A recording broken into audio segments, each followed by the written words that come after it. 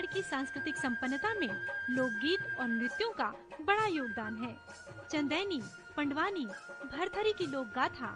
कर्मा, ददरिया, फाग गीत की छटा, पंथी, सुआ, डंडा नृत्य और राउत नाचा, भक्ति भाव से परिपूर्ण जसगीत और गौरी गौरा, यहाँ की संस्कृति, यहाँ की पहचान। बस्तरिया, सरगुजिया, सरहुल नृत्य की थाप देखकर मंत्रमुग्ध हो जाएंगे आप। तो देखते रहिए लोक संगीत के कार्यक्रम छत्तीसगढ़ से।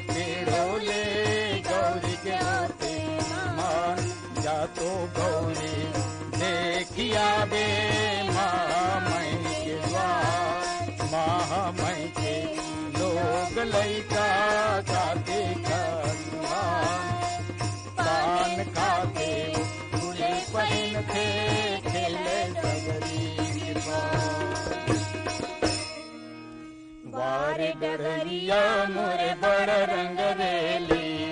चढ़े ओली मंगताएगा बार डगरिया मोरे बड़ रंग रेली चढ़े ओली मंगताएगा ले मुआ के डाल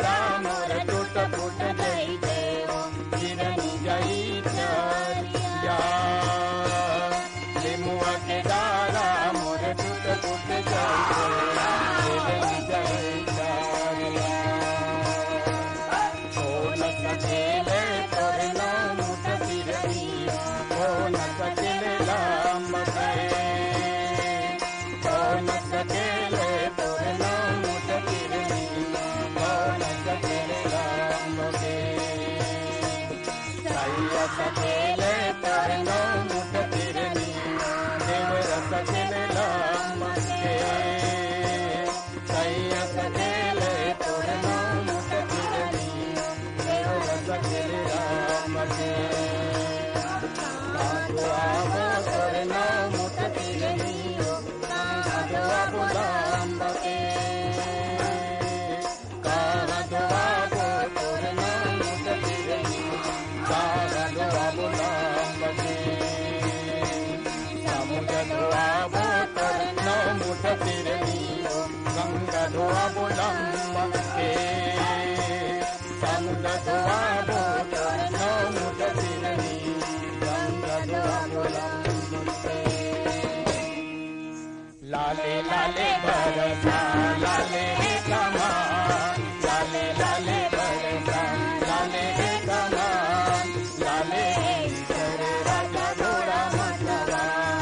लाले ईश्वर राजा घोड़ा मतवा घोड़वा सुंदर सैया बोलत जय घोड़वा सुंदर सैया बोलत जय वीरा परी माता पूजे भूले उड़ान वीरा परी माता पूजे भूले उड़ान एक बेर झुके जोर दाई आऊ बहिनी एक बेर झुके जोर दाई आऊ बहिनी एक बेर झुके जोर भरे ओ दिया एक बेर झुके जोर भरे ओ दिया सारे पिया मैया सब दिन सारे पिया मैया सब दिन तुम हम डोंगरी के फूले होला तुम हम डोंगरी के फूले होला जोहर जोहर मोर ठाकुर देवता जोहर लागो जोहर जोहर मोर ठाकुर देवता जोहर लागो ठाकुर देवता के मड़ई चबाले झूले करे के अंता ठाकुर देवता के मड़ई चबाले झूले करे के अंता अंता चुन के मोर मूंगा मोती बोले चना खाए दाल हंसा तुम थे मोर मूंगा मोती बोले चना खाए दाल गौरा सूते मोर गौरी सूते सूते सार खाइलो गौरा सूते मोर गौरी सूते सूते सार खाइलो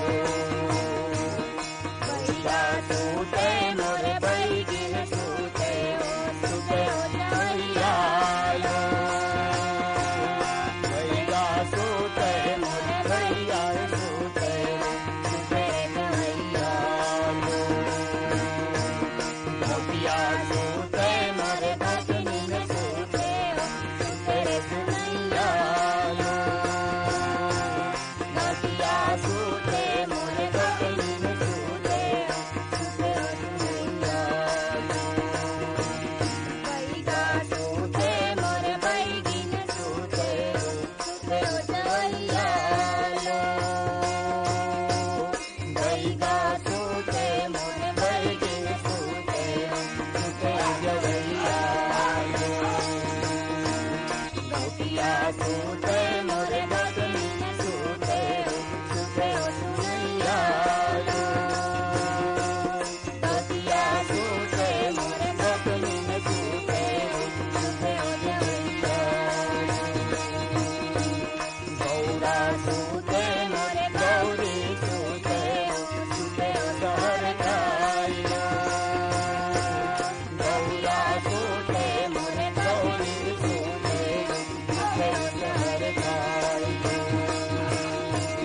गैया सूते मोर बैगिन सूते सूते जाइयालो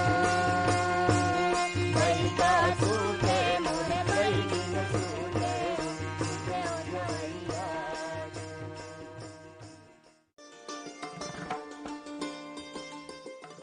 छत्तीसगढ़ की लोक कलाएं, छत्तीसगढ़ी माटी की खुशबू, गांव शहर की यात्रा, गीत संगीत नृत्य की झंकार, छत्तीसगढ़ में हो रही विकास की बातें।